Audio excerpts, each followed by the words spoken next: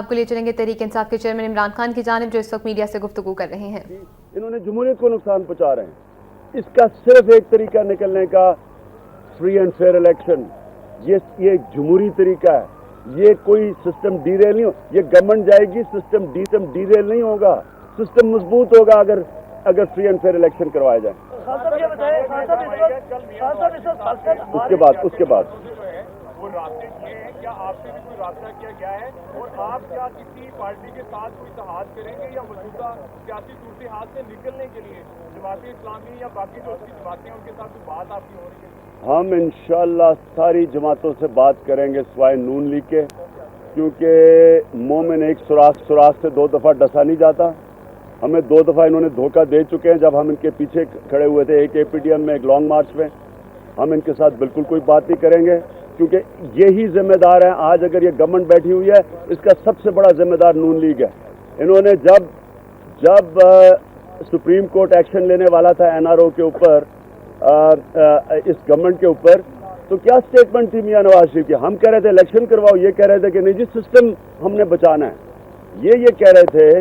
اور نواز شریف کی سٹیٹمنٹ ہے کہ اگر آصف زرداری پیپلز پارٹی نے بھی آپ کو چھوڑ دیا ہم آپ کے ساتھ کھڑے ہیں.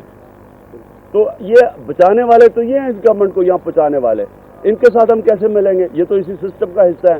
یہ نظام بچانا چاہتے ہیں, نہ یہ تصاب چاہتے ہیں, نہ پیپلز پارٹی تصاب چاہتی ہے. ابھی یہ جو رحمان ملک نے سٹیٹمنٹ دی ہیں کہ ہم ان کے کیسز سامنے لے کے آئیں گے, پہلے کیوں نہیں کیسز سامنے لا رہے تھے؟ کیونکہ ان کا سمجھوتا ہوا تھا, نورا کشتی کھیل رہے تھے. یہ سارا ڈرامہ بھی ہوا ہے تحریک انصاف کی سونامی کے خوف سے, اس لیے ہم ان کے ساتھ بالکل نہیں ملیں گے.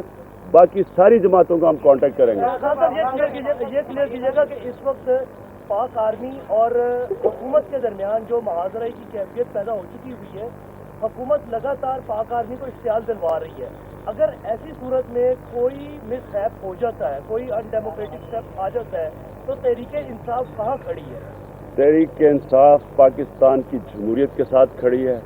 ہم آئین کے ساتھ کھڑے ہیں. ہم کسی صورت, کسی ملٹری ٹیک اوور کی کسی صورت ہم بیک نہیں کریں گے. ہم چاہتے ہیں کہ صرف ایک جمہوری طریقہ ہے, وہ ہے فری اینڈ فیئر الیکشنز.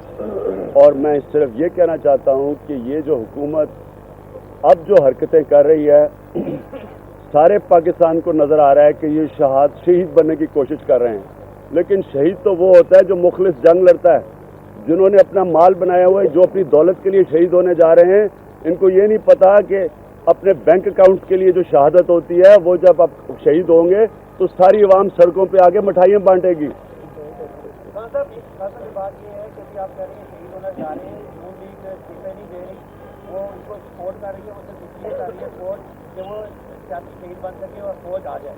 اگر فوج آ جاتی ہے, آرمی آ جاتی ہے, وہ ان کو کہتے ہیں ہم 90 دن میں الیکشن کراتے ہیں, ان الیکشن میں آپ حصہ لیں گے یا پھر طریقے انسان کیا چلیں گے؟ دیکھیں, پاکستان کی تاریخ میں ایک چینج آ گیا ہے. یہ سونامی بھی ایک چینج ہے, اور ایک اور چینج آ گیا ہے. عوام میں سیاسی شعور آ گیا ہے. لوگ جمہوریت چاہتے ہیں, لوگ ملٹری ڈکٹیٹرشپ نہیں چاہتے. اب جنرل مشرف کے بعد پاکستان میں کنسنسس ہے کہ ملٹری مارشل لاز ملک کے مسائل کے حل نہیں ہیں. اس پہ کنسنسس ہے پاکستان میں, ساری پولیٹیکل فورسز میں کنسنسس ہے. جو ہونا چاہیے وہ یہ کہ اس ملک میں نئے الیکٹرل رولز پہ, کیونکہ پرانے سارے 45% تو الیکٹرل رول ہی جعلی تھے جو 2008 میں تھے, اس لیے نئے الیکٹرل رولز کے اوپر صاف اور شفاف الیکشن ہونی چاہیے. یہ صرف ایک طریقہ ہے اس دلدل سے نکلنے کا.